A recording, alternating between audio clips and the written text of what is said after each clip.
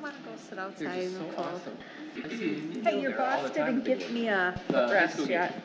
What's that? The football games. I see you there. I mean, Where was he? He was just, really we'll have to nice. ask him after. The people that go, well, the people that go there now that don't even have kids in the school, they're out, is amazing because there's room. Yeah, Yeah. I mean, it's just, well, we found out exactly how many people have filmed at the last. last one we did, yeah. That was, we were pushing capacity. Is the Zoom going? I think we had just over 5,000, yeah. Okay. Yep. Good evening. I'm going to call the Plan Commission meeting to order Thursday, November 8th, 2018 at 6 o'clock p.m. Would you please rise and join me in the Pledge of Allegiance? I pledge allegiance to the flag of the United States of America and to the republic for which it stands, one nation, under God, indivisible, with liberty and justice for all. Roll call. You don't do that? Oh, I'm sorry, I don't have my sheet with me. Well, Alderman Kubaki, Here. Mayor Cheverati, Here. Commissioner Jocks, Here. Commissioner Buckmaster, Commissioner Bartlett. Here. Thank you. And then we have statement of public notice. This meeting has been published in accordance with the open meeting law. And then approval of the minutes, oh yes, the October 2nd, 2018. Move to approve? Second. Thank you. Any discussion on those minutes? All those in favor? Aye. Aye. Aye. Opposed? Minutes are approved. Consent. Business. Resolution 56-2018, approval of an annual review for Pick and Save, and approval of Resolution 058-2018 for approval of an accessory structure for the Sterringer property located on Grove Lane. Move to approve? I will second. Thank you. Any other discussion on that? All those in favor? Aye. Aye. Opposed? Consent agenda items are approved unanimously. And then we have new business, Resolution PC 57, recommendation to council to rezone a portion of the former Parks Garage property from PI1, Park and Recreation Lands District, to B3 General Business District, and it's located on Pioneer Drive. Is there a motion? Move to approve? Second. Adam, did you want to say anything, or? Sure, I can just go with a quick overview. So this item had a public hearing last week, or maybe it was 2 weeks ago now. I think we had a long week last week. And as part of that, there was only one comment, and the comment wasn't really an issue. It was more so a question of what kind of uses could happen at this Parks Garage property. What we did is we kind of explained to the people after the meeting that had the questions that, the zoning here, one of their questions was, can it be like multifamily or apartments and things like that? And we explained to them, no. The zoning that we're proposing, the B3 district, is a general business, does not allow multifamily. It would strictly be business type purposes. The B3 district is a district that's not our most intense highway business district, but it's very conducive to the type of building that we have there and who likely users could be, as it is kind of a garage style building, as it was formerly used for our Parks Garage. So that rezoning is from the Park and Recreation Lands District to the General Business District, and then amendment to the comp plan accordingly to the commercial uses that are potentially proposed. And of course, recommended by council. Yeah, well, this will go to council. But recommended to start this process. Yes, I'm sorry, yeah. And the city is part of this in the next week or less. We'll be then putting this hopefully up for sale publicly. We know that there are some people interested. We're going to let them know, put it out there publicly on the MLS system, so anyone that is interested will have the ability to put in an offer on the property then. Okay, thank you. Any other questions or? I've got a question. I don't have an issue with this, but as we do these rezonings, are we looking at the conditional uses that are allowed and not get into a issue where the zoning may not allow it, but will the conditional use allow something? Well, we haven't changed anything yet. I know the mayor maybe can speak a little bit on this. Recently attended a seminar that was put on kind of about the conditional use law changes, and as part of the recommendations from that seminar was changes to the code. And I think we're kind of looking at McGuanago, if I'm correct, that they've actually gone through. McGuanago is like 95% done with a new conditional use code, and so we're going to mainly kind of that? borrow it and take a look. So right now, just out of curiosity, I didn't dig that deep, but if this was to pass B3, would there be an ability for someone to get a conditional use to put something in there that, If the code allows it under conditional use, yes, but the beauty of it is we're selling the property and we can choose who we sell it to. So. So the council has the control. Yeah, If so that's I what mean, you're if asking. someone is proposing a use that we think wouldn't be compatible right off the bat, and I'm sure you've gone through this, but just as we've, because I watched that hearing, even though the zoning may not allow it, if we're conditional use does, we're, just make sure we relay the appropriate message to those there is all. Right, So, except for it's not private property. Yep, It's got publicly it. owned, so we have that control. okay, thank you.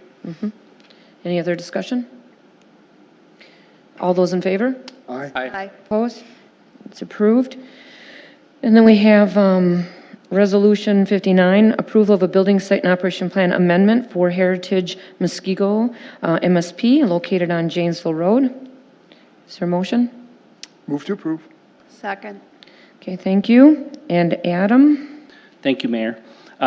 So the BSO submittal that's in front of you tonight is coming from Mark Hammond of MSP Real Estate Group, who recently developed Heritage in Muskego. It's a senior living complex that has everything from independent living, memory care, assisted living, located on on Janesville Road, just south of College Avenue, kind of where the intersection splits, a little bit west of there. They came through the Plan Commission previously to receive approvals for the use of this site and their building, which was received well by the Plan Commission and approved as such. Upon our final inspections, when they were asking for occupancy inspections of the property, staff discovered that the amount of masonry that was actually put onto the building was different than what the plans that the city had received, which were the same as the state-approved plans, showed on the building. That reduction occurred on most facades of the building, and upon finding this, we let the development team know right away. Once the development team was notified, they explained that their designer, along with themselves, altered the original design as they thought it needed to be resolved for some better architectural appearance. And the submittal kind of talks about their submittal, what their logic behind that was, and I'm sure they're here to speak to that too. As part of this, the developer stated that they thought these changes made it to the state-approved plans, but they realized then after the fact that they didn't. And they stated that these changes not being incorporated was an inadvertent error. So due to this significant issue, staff was not able to issue final occupancy until the Plan Commission. We weren't able to issue any occupancy until they submitted for Plan Commission review. Once they applied for Plan Commission review, then we gave them temporary occupancy. Reason behind that is that the rest of the site was pretty good. The building still looks, still looks nice. And as part of it, they had tenants that were already planning on moving in. So we obviously didn't want to put them or ourselves or their tenants in a spot where they couldn't move in when they already had kind of promised move-in dates. So we gave them temporary occupancy, which is definitely not the same as formal occupancy or final occupancy, because they were showing a goodwill gesture to come back to Plan Commission here to have this discussion tonight. So they did note that depending on what the Plan Commission's decision is, that they were going to work with the Plan Commission to come to a reasonable solution that would be acceptable to all parties. And because of that, that's why staff let them have the temporary occupancy, and that's why we're here tonight. This, just to give you a little background, like I said, was originally approved back in September of 2016, and the actual permits were issued in May of 2017 to give you a little time perspective. So this is something that we, in my 18 years here, have never had happen. We've never had a building that was approved by the Plan Commission and then hence approved by a building permit where something different, minor or not, was done on site. This was something that kind of surprised us because we didn't even know how to deal with it, as it's never happened before. So something new for us. There were some concerns that this brought up to the city for numerous reasons, including things like, but not limited to, what kind of precedent could this be setting? How could this affect the cost or bottom line of the project? Why was a change made without city review? How do we prevent it from occurring in the future? And what happens ultimately if the Plan Commission doesn't accept the way it exists today? All questions that we thought of. So, like I said, because this was something the Plan Commission originally approved, that's why we brought it in front of you here tonight. And so that's something that I think the Plan Commission needs to have a discussion with amongst themselves and also with the applicant, and kind of talk about how they think we could proceed here. Like I said, this is something that was new to us, something we've never had happen before, and not sure how we should really proceed with it. The building still looks good. I don't think anyone will deny by looking out there that the building looks good. It's more the question of it's not what was approved and that a change was made without any kind of oversight from us. How do we handle that? So in your packet, you'll see there's a variety of different plan sets. I tried to label them, so at the beginning of each plan set, you should see a sheet in your packet that talks about what they were. Some of the plans are what we approved, the city and the state approved. Some of the plans they put together show a photo of how the building exists, along with, I think it's the Plan Commission approved plans and the as-built plans, and you'll see some of them are some calculations of masonry. I believe the masonry percentage change was about 2%. Now, 2% isn't a lot when you think about it in a number standpoint, but we still want to put in perspective, it's a very large building, so 2% over a large building does kind of add up. So I think the Plan Commission kind of needs to discuss this. I don't know if the applicant's here. I'd like to, yes, jump in. There's two things. I'd like to give the applicant time first before you have your discussion, and before you do start your discussion, I need to provide you what you can reasonably do per our legal counsel. So if you so choose, or what your options are, I should say. But we'd love to hear from the petitioner, so come on up. And the first thing I do want to say is it's not about that it doesn't look attractive and that we want you here. This is none of that. You understand, and you've admittedly, so we'll let you go. It's a little button there, you push towards the microphone itself, I believe. Yeah, I like that. It was working earlier. Is there? I don't know what. Wow.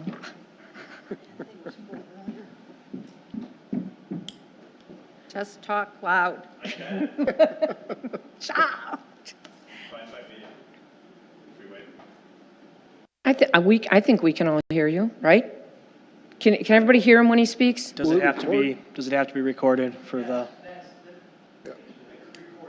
So we need to wait? Okay, we will wait.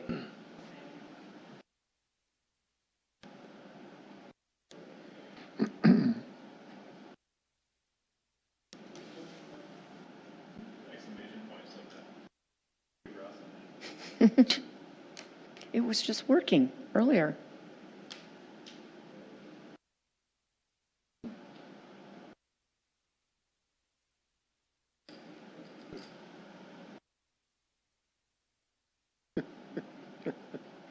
It was karaoke night. that Now did we it. need to learn to keep batteries right here.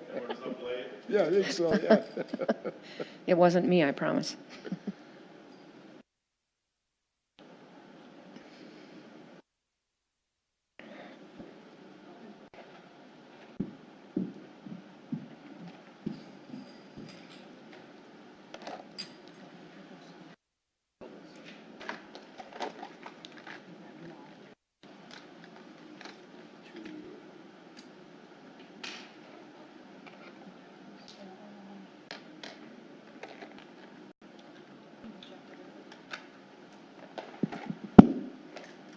Here we go.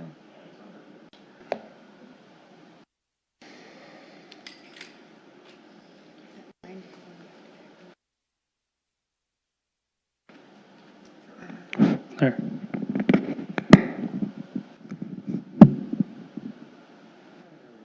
Okay, Mark. All right, so I hope the website's correct. I pulled some names off of there, so I hope it's accurate. So, good evening, Mayor Cheverati and Alderman Kubaki, Commissioners Pearden, Bartlett, Jacques, Buckmaster, and Graff. So my name is Mark Hammond. Recognize a couple of familiar faces, but I think some are new from when I was here in 2016. So I'm Vice President of Development at MSP Real Estate. I really appreciate being offered the opportunity to come speak to you all here tonight. I understand this is kind of a weird situation. I don't like being in it. I don't like having put you guys in it. But we're here, so I just have some kind of brief remarks, and then I have our architect, Jerry Berkman, here as well, that can kind of walk through with a little more technical explanation in terms of kind of the design progression that took place. So I guess first I'd just like to open by saying, we are very excited about being here in Muskego. This is now, I think, our 15th project in the state of Wisconsin. And, really after identifying a need for this type of a facility in Muskego and really spending several months, I think maybe 6 months or so, trying to identify a site. I was always really impressed with the aesthetics of other commercial buildings in town, other single-family homes in town, the streetscaping along Janesville Road. So we were excited to build here, and certainly the people that I've met and worked with along the way, Mayor Chevrati and Alder Borgman, Alder Engelhardt, and a lot of city staff has been great to work with. So, we're excited to kind of be opening this project and being here for many decades to come. We are a long-term owner. We own the vast majority of what we built, and we operate our own properties. So it's not like we're someone who comes and builds, then leaves town or has someone else operate. So we're here. We're happy to be here. So like I mentioned, Jerry will talk a little more technically. I'll just try to stay high level. I just really want to be clear. The fact that these changes, were not incorporated into the plans that I submitted to Adam for a building permit was just a true oversight. We kind of had this kind of epiphany moment that Jerry will talk about in terms of kind of trying to more appropriately balance the brick in the building. We had this before we submitted our plans to the state. The changes were made while the plans were with the state. It just, that I just simply missed that they weren't in the plan set that I submitted for our building permit. I guess I'll say that, we all kind of felt that, on the whole, the design progression marked an improvement over what was presented at Plan Commission. We really substantially increased the amount of natural stone in the building, and we really thought we kind of balanced out the brick a little better. And this really wasn't a situation where I came to Plan Commission and it was like, hey guys, you need more masonry. Hey guys, I don't know about this. I think aesthetically you could use some improvements. This was, as I recall that meeting from a couple years ago, it was kind of like, building looks great. Really happy to have you here. And so, I'll just say I realized we made a change. It just really wasn't on my radar as much as it probably should have been in terms of really making sure it was in the drawing set that I submitted for our building permit. So just a couple other kind of general notes I'd like to mention that, I think we all agree that kind of overall, this building, I think, has a very high quality building materials. The color palette's very appropriate for the design district it's in. The stone we have is not cultured stone. It's natural, real stone, the most expensive stone you can put on a building. The brick is not veneer, kind of thin lick and stick brick. It's full brick. The siding isn't, vinyl siding. It isn't just fiber cement siding. It's James Hardy, the best fiber cement siding. And, as Jerry will talk about when he goes through the elevations, we did add substantially more stone to the building from the elevations that I presented to this body back in 2016 to what you'll see we actually built. Just our building, we have very large, generous windows. We try to do little details like where we have dryer vent penetrations. We change the color so that it blends with the material in the background. Where we have downspouts, we color match so that it blends and goes away. Even our AC covers, you'll see that the AC covers have a different color based on where they're at in the building. So we really try to kind of do that to make them go away. I think a note we had during an approval was that we had ample landscaping. We have a very nice outdoor patio for our residents with a large trellis and a fire pit, and we have a walking path that goes around the building. And I'll say, even the interior of the building, substantial wood wainscoting. There's stone, natural stone within the building, wood columns, wood pillars, beams. I assume you guys have all driven past the building by now, but I really hope you'll all come to our grand opening or some other time to see the interior as well, because it's something we're very proud of. So, before I hand it over to Jerry, just again, we've already started welcoming our first residents, so I appreciate Adam working with us on that and other city staff, so that we had folks who are already selling houses and ready to make the transition. And obviously more scheduled to kind of come in the coming weeks. We've already hired much of our staff, executive director, maintenance director, community relations director, nurse, concierge, and a lot of these folks are actually local Muskego residents. And so, just really, we're very excited to be, here in Muskego. I apologize that, we're in this kind of this situation that we're in tonight. And I just, I hope you guys agree that, despite the changes, I think, perhaps really, as a result of the changes, we have a very attractive, aesthetically pleasing building that I think will contribute positively to the city of Muskego for years to come. So if you guys want to, we want to let Jerry present, and then you want to do questions to both of us? Yeah, well, then, they'll have some discussion. Sure. And then maybe questions, but Okay. you want to come up? Yeah, as Mark mentioned, my name's Jerry Berkwin, and I'm with Dimension 4 Architects in Madison, Wisconsin.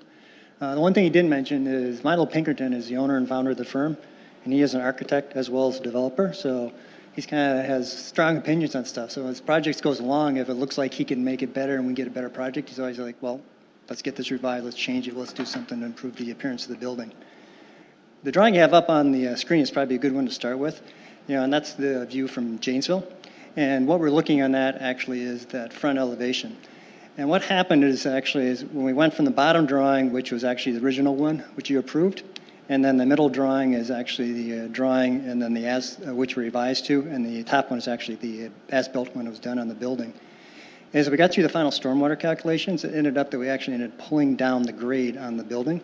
So the masonry base, which we showed you on the first building, that was, use my glasses, that was like a 10-foot high base on there. And then we had this middle band, which was about like 5 feet wide. And then we had the top window band, which is about 7 feet on those two different sidings on that. And if you look at the bottom one, the middle band was almost becoming more like a belt rather than the main body of the building. A good traditional building has a really strong base on the building, a good solid middle, and then a top part on there. So we thought, it's like, well, is there some way we can actually help that a little bit? So what we looked at is keeping the same amount of brick on the front of the building, but actually what we did, since I had 2 feet more of masonry since the stormwater dropped down, we had a little more exposed foundation there, which we covered up with brick. We actually pulled down the brick at that same point. So what happened is we went from like a 10-foot of masonry on the bottom of the building in the front there, to actually we're like 10.5 feet now, but we widened that center band to get it a little more, to be a middle of the building rather than just being a belt going around the building. So that picked up like another 1.5 feet within that metal band, which is that top half of the window. That's kind of what that difference is as we brought that down. Through that area, and the top part stayed the same. The other thing we did too was, you'll see in the bottom, the gables that are coming out, they kind of spread far apart, more toward the ends of the building. And there's kind of this big blank area in the middle. Not blank, but not as... Excuse me, each of these points, what was the actual, can you determine, or I'm trying to understand what led you to do this. So what was the actual motivation that you made this change on each of these points? Well, Sure. that would help me. Yep. If there was some condition that wasn't explored when the Planning Commission looked at it 2 years ago, rather than just tell me how great it is, I'd like to know at each of those points that were changed, what was the motivator that led you to change it? No, that's fair If enough. you could. Yeah, I can do That would that. help me out a lot. Yeah, Thank that's you. great. So the motivator on the front elevation, which kind of drove the elevations around the rest of the building, was that we now had 2 feet more of masonry or brick possibly on the bottom of the building, because at the front elevation, the stormwater dropped down lower, and that's kind of what kicked it off. So the bottom of that masonry on those two drawings, the one in the middle actually is like 2 feet lower than the one on the bottom drawing. Because of the grades, they dropped different on there when the final stormwater and engineering got completed on the building. So we ended up with a bigger base on the building. And so what that is, so then we went from like 10 feet of potential brick on the bottom to like 12 feet of brick on the bottom.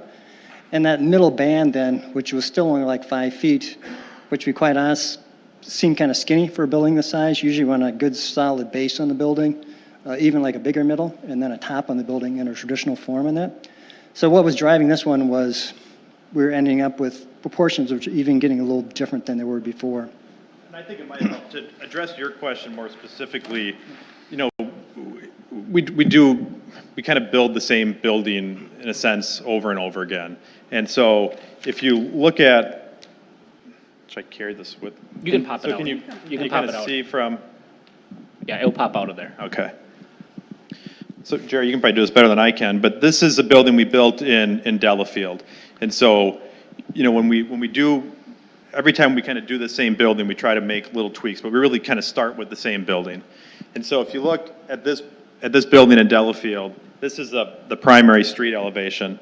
And so in the background here is the background part of the building, just like it is here on this elevation. And so you can see how the brick is about 2 feet, extends about 2 feet below the base of the window, right? Where here in Muskego, so as we're drawing, we're designing, right? And there was an aha moment from one of the design architects in Jerry's firm and said, wait a minute, you know, we never really stopped and paused after we had this south elevation in Muskego, the kind of the most primary elevation, the one that faces Janesville Road, the one that everyone drives by over and over again, that instead of being 2 feet below the window line or 2.5 feet, or 18 inches, I don't even know, it's like 10 feet. And, you know, I remember the comment, the email you sent me was basically, you know, this building feels really heavy, you know, and Milo piped in, I agree, this is crazy. You know, why it feels super heavy, and why is it? And it was because we basically just maintained the same design but allowed that brick to extend, you know, another 8 feet lower. So I think that was kind of the aha moment, you know, in terms of really what was the difference in this project, you know, with the condition with this grade being so much lower on this primary south elevation here. Does that help or? Well, you know where I'm going here. I'm trying to help you out. So each of these changes, you're better off just addressing what wasn't explored at Plan Commission, what may have come up would certainly help me. Yeah. Rather than, or did we just mess up here, but these 5 items were, you know, we had soil here, we had elevation issues here, our designers took it upon themselves to correct it. I don't know. I mean, there are a lot of. Yeah, they definitely didn't take it upon themselves. It was more just you know, we never really stopped. We never really kind of realized that we basically went from, you know, the brick extending 2 feet below to going 10 feet below, right? And, you know, I think that's, I mean, that was the moment that was the only thing I really recall in terms of, and, you know, I think the other thing that's going on is in Lake Country and our other 2 projects that we finished up last year, they were a mix of a 2 and 3 story building. And we kept that brick band, you know, the same. And so we really wanted to find, you know, so in the example of this Delafield project, you'll see that we maintained that brick band at the top of window on this 2-story element, but it also maintained for that 3-story piece as well.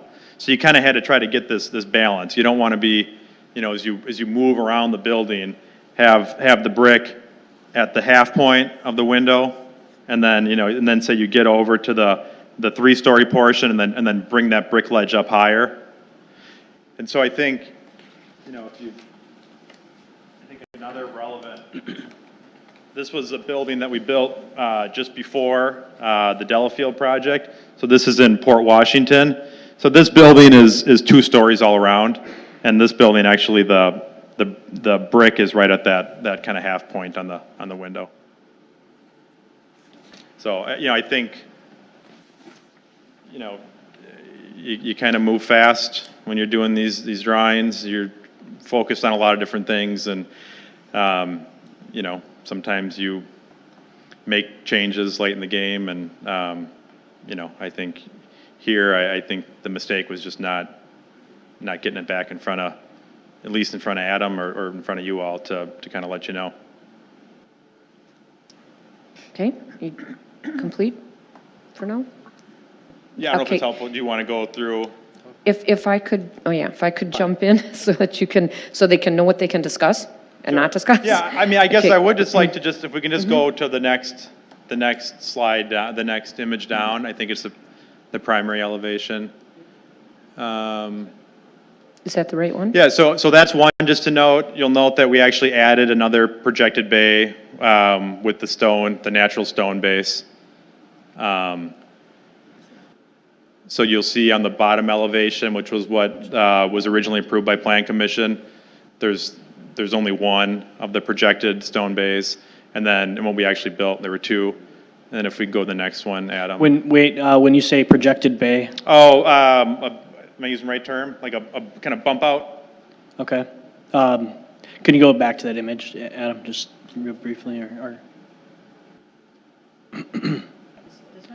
Okay, so are you saying on the gable ends? Is that? Not on the gable ends. So if you look at, oops, go back up to that, sorry. Back one more? Back one more. Just kind of back Yeah, to the, one more down, Wendy. there you go, stop on that one.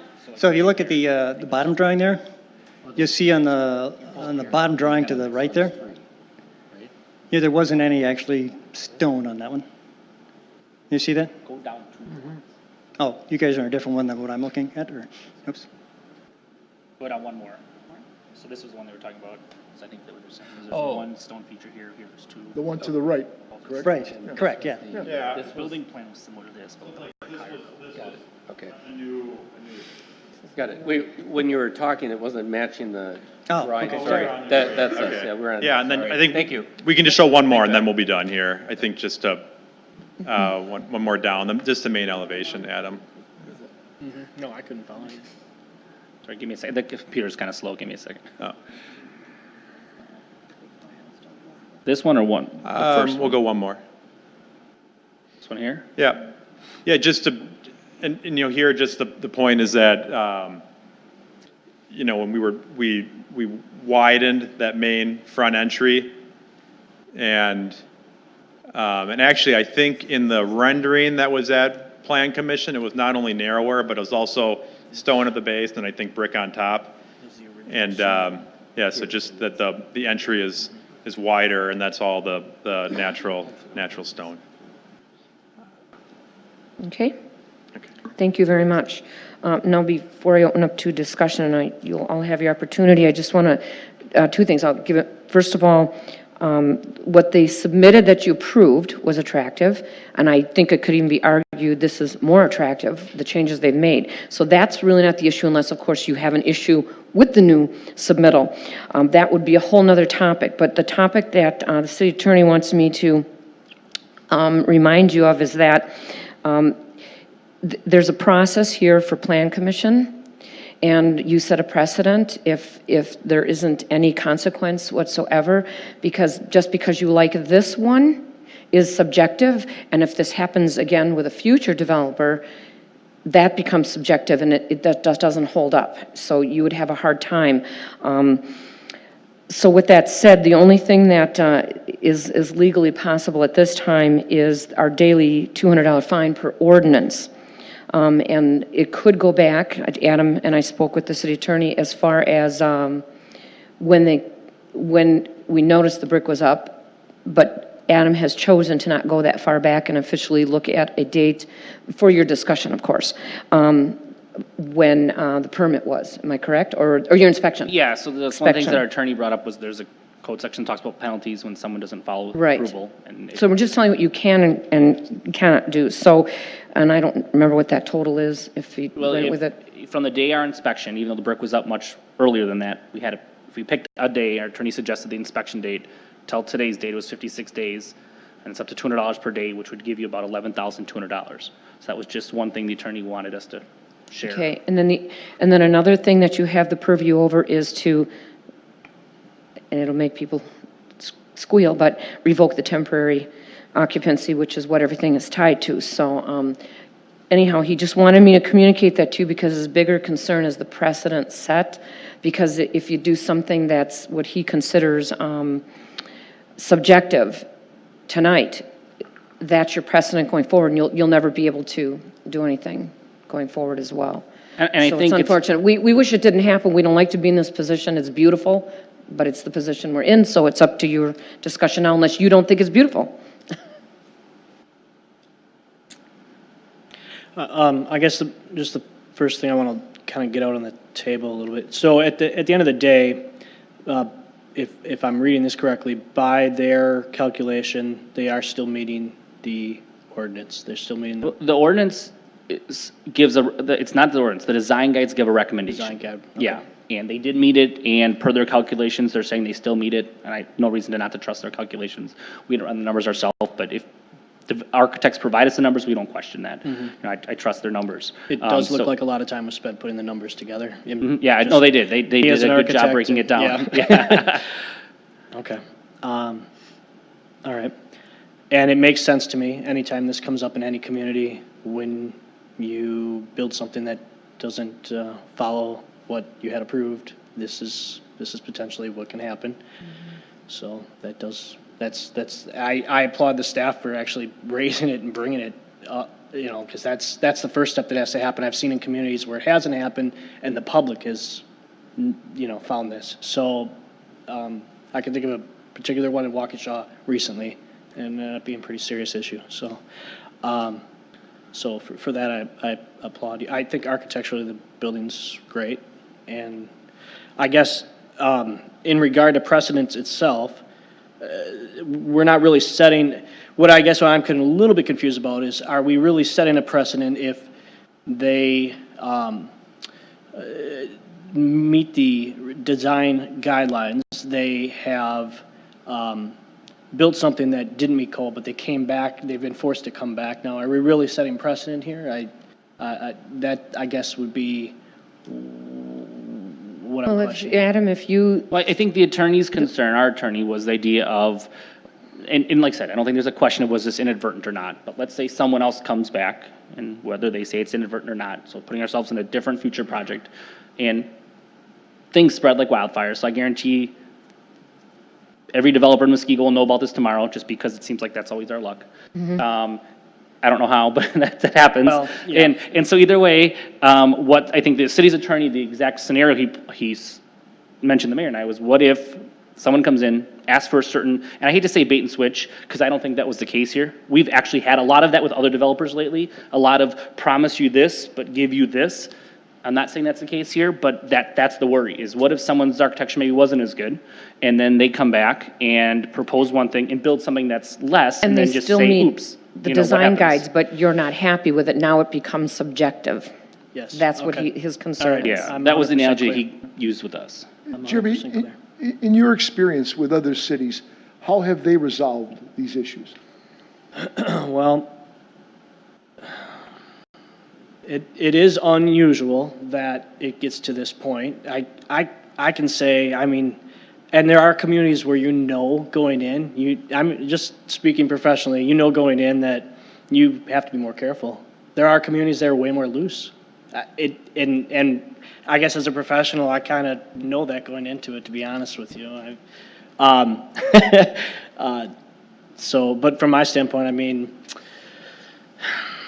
fines are not uncommon. That's a normal part of the process usually. And that's what I've seen. So, I mean, the and then alternative- yeah. corrections. I've seen corrections. So, Yeah, the alternatives seem limited. I was out at the project, and it's a wonderful project. Aesthetics are important, but I don't think that's the discussion that we're having today. We've got a contract out there, an agreement out there that simply wasn't followed. And it's either make it right or pay a fine. I forgot that option, which I don't think anybody wants, because Yeah. we find it Yeah, that attractive. was kind of the They first can be option. forced Fix to it. do what they submitted, but I don't think that's anybody's interest. that would not be not my interest. I don't know if. And that's why I'm more inclined Yeah. to go. One thing I don't know for the applicant, I don't know if this was looked at, is like I said, I don't think there's any question was it inadvertent or not, but was it ever looked at what kind of dollar? Because I don't, you obviously didn't use low-quality materials, you used very high-end materials, but we know brick and stone are the most expensive. Is there any idea of what this saved the project by going with quite a bit less brick? I say quite a bit just because of the facade area. No, I mean, we tried to do some kind of rough calcs, but the calcs we ran were compared, where it was taking only the 5 elevations that we had for the original plan commission submittal, and then comparing it to what we actually built here. And it actually, because of the substantial increase in stone, it was actually more costly only looking at those 5 elevations. So I don't, Okay. I don't know how helpful it is, but, Sure. I guess just from a developer standpoint, I think, again, I get this a tough position, but I guess I would, in terms of the precedent setting, I mean, this is, the nature of your work is always subjective. You're always approving designs, they have to meet some minimum standard, and then there's an approval, or, some conditions of approval, or there's, proposed changes, or you tell the, developer, go take another shot at it and come back. So I guess that would just be my thoughts. And I think this could be an opportunity for this body to make it clear that it takes this very seriously, could have imposed a fine, and could have requested or required changes, but that, that this body, based on the fact pattern, just like a police officer can decide to give a warning or give a ticket, it's, based on the specific facts and circumstances, and, that in this case, inadvertent and still a good project, still meets the code, but, could have taken certain actions. Well, and just to follow up on what Mark said, my name is Doug Buck, and I'm MSP's attorney, and I talked to the city attorney, Jeff, today about the fines. One thing that I'll just interject, and I think what Mark is saying is he would rather not pay a fine for this situation. It is a range in your ordinance. It's $200 is the maximum per day that you can charge. The range in your ordinance is from $10 a day to $200. Yeah, that's correct. So, thanks. Any other discussion? Are we also, so just to be clear, if you could just give me the rundown again? So the items that we are to discuss are fine, the dollar amount in the fine? Your options are, according to the city attorney, is require them to redo the building to meet what they got approval for, revoke the temporary occupancy until they do that, or don't do it, revoke it, or implement the fine, the daily fine.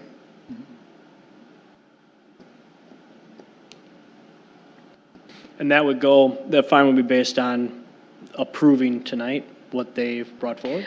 Or nothing. I don't want to say that's not an option, but the concern with that option that he expressed is that subjectivity. And what you said earlier, to recap it, is if somebody else does this, and I'm going to use, we've had a recent development that was even controversial for a little bit on the in the downtown area, and imagine if that developer got the approval and later came back and did something different. That would have not been good. But even if they come back with something different, in this case, they've met our design guide, and that's great.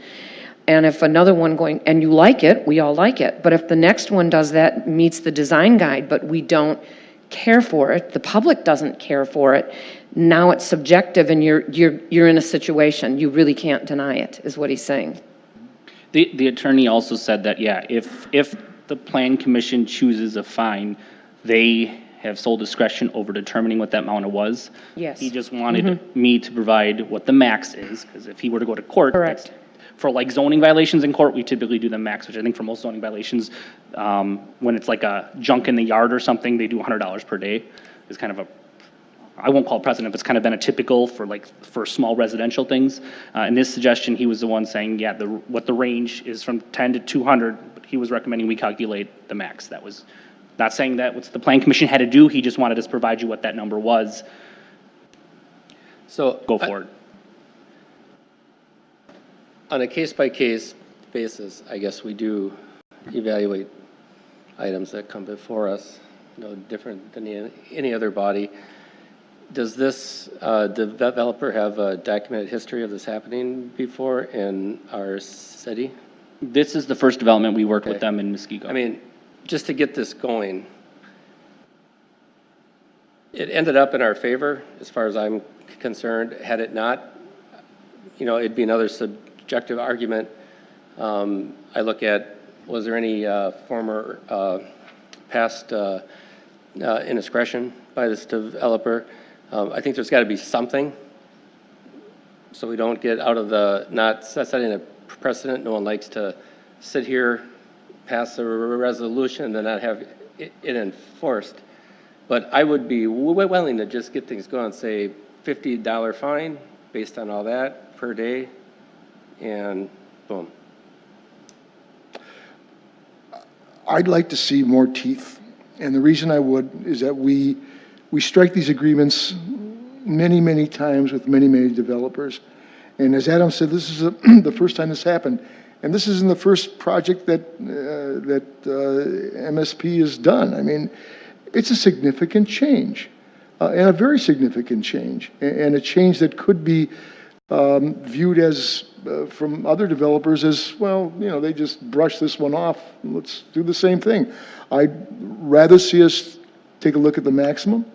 $11,000 in relation to this project is a pittance, let's face it. To me, that puts some teeth in what we're doing up here, or else what we're doing up here becomes a superfluous action. So I'd like to see us go with the maximum. I mean, generally speaking, let's take that argument. So if a developer is out there and we approve and the design is not followed, right? At some point along that process, once it's understood that the design is not followed, they have the option to come before plan and petition to have that design changed. The BPSO can be changed. In this case, that was not done, right? And this was discovered solely by us, by the city, right? Okay, so, and I just have I agree. I don't want to not have teeth to what a commission does. If the ordinance has a range, I'm guessing our discretion is there, and I guess I probably would not inflict the max the first time around. But had NSP come to us when they made this change, I would venture to say that we would have approved it and gone on happily down the road. Was this not acknowledged by the developer while they were doing this? Why did it have to wait until the inspection took place? I guess that's what troubles me the most, is that, it's now it's the 11th hour. Oh, yeah, we forgot to tell you we dropped 2%.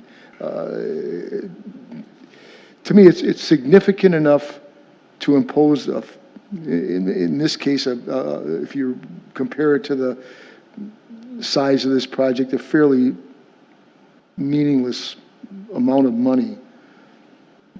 But it represents the maximum that we're able to do.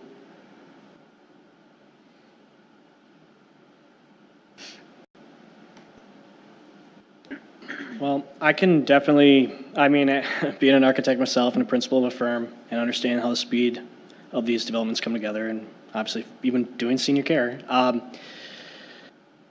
I can definitely appreciate how this transpires. And oftentimes what we do is we check in with staff when a significant amount of changes are made.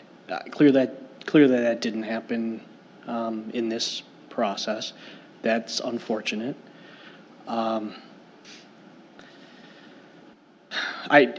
think, you definitely have to apply a fine to it. I do agree, $11,200 is nothing in the scale of the project. What I do appreciate is that they actually did follow the intent of the design guidelines, regardless of the fact that they changed it. And for that reason, I can see going a little less than the max for that reason. What would you be, Alderman, willing to go down to? Mike, to simply satisfy the desire not to impose max, what would be something that you'd be willing to go, 150? Or is really 200 your? No, yeah, I mean, there's always, we negotiate on everything. Yeah, I mean. Very true. I'd go 150. And that would satisfy the teeth in there, but it would also give me some solace that, there was intent here to, there was stuff followed, it just, our process was not followed, and I would have probably gone lower had they come forth on their own, which would have gone to your point, but, I'm accepting to 150 a day based on the date that Adam chooses as the date of infraction. Is that an amendment to this? Or how do we do I don't that? even know we I had don't believe I don't we think there's had a motion. I- Oh, there's a I'm not motion to quite approve. sure Okay. Did we get that That's far what yet, or- I'm asking, how Okay. we would do that. Well, I can move to, Well, we've got a Yeah. motion on the table to approve the new structure, so I think it would be an amendment contingent on. on that, so you would, go ahead. So make an amendment, I guess, is what I'm looking for to the motion. Yeah, well, Trying to do it the proper I way. just want to be able to get my comments Well, in. get your comments in first then. So, I think it turned out much better. I'm not going to ask him to redo the percentage, but if you went from 2 feet of brick to 8 feet of brick, how do you go down 2%? Because to me, it looks like a lot more brick. So did you take it off the pillars? Is that what I'm missing? Because it is beautiful. Yeah, so the bringing the brick down is really just compared to our typical project where you don't have that Right. drastic grade change. I think, if you look at what changed from Plan Commission to when we actually built it, it's like a foot more or 2, it's not, the 8 feet is a variation from our typical building, not what occurred from Plan Commission to building permit approval. Yeah, and that's one thing, an easy summary of, because that's kind of the question is, what areas changed? At least if you Right. look from building permit to what was built, a lot of times that brick line went to the top of the window and it kind of dropped to the middle of the window, right? Yep. Correct way to describe it? Yep. And then there was a couple areas, not all the areas, but a couple areas where the brick was a bit higher and that dropped a little bit lower in some sections. So those are kind of the two main elements that just carried around the Yeah, building. and the reason that there was only a 2% change was all the additional stone. Yeah. And Okay. that's that.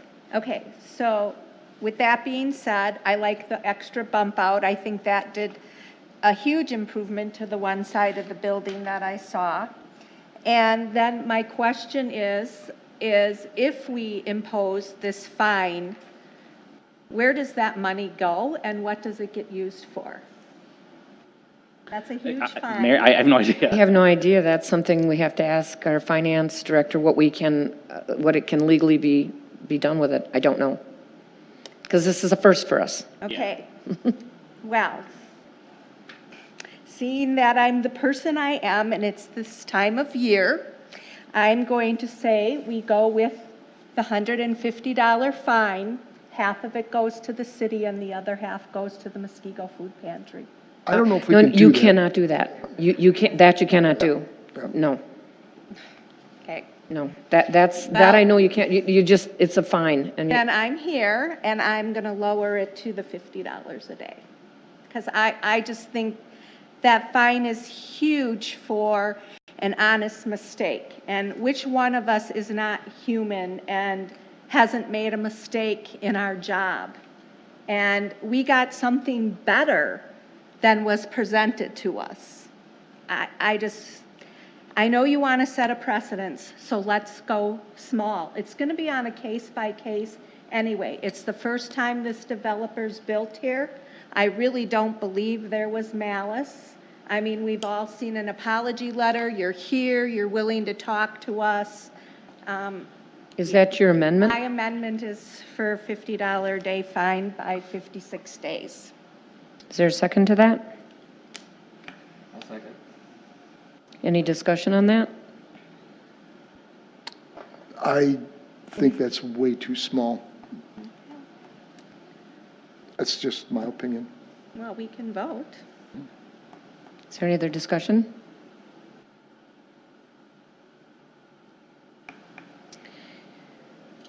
Keep, oh, I was getting ready to push a button. No buttons to No, push. all those in favor? Aye. Aye. Opposed? No. Okay, it is approved. As a 5-1, I believe. Okay, We donate to Eagle Senior Tax. oh, that's the amendment, I'm That's just the sorry. amendment. That's just the amendment? So now, if there's no other discussion, all those in favor of the motion, resolution as amended? Aye. Aye. Aye. Aye. Opposed? It is approved unanimously. Thank you. Any miscellaneous business, Adam? None. Oh, one thing I'll just quickly mention, Plan Commission members or people in the audience, through at least the end of this week, which we're almost there now, in the hall is some information for the comp plan. So if you haven't had a chance to look at any of this stuff for the 2035 comp plan, just take a peek on your way out in the hallway. There's some boards, preference surveys, some preliminary results, as they're still working on it, but those are kind of to this date kind of comments. Appreciate your emails. I've just been swamped. I read them. And I go through them. Eventually, right? Okay, is there a motion to adjourn? Second? All those in favor? Aye. Opposed? It's approved. We are adjourned, I should say. I found it 10 days for the senior.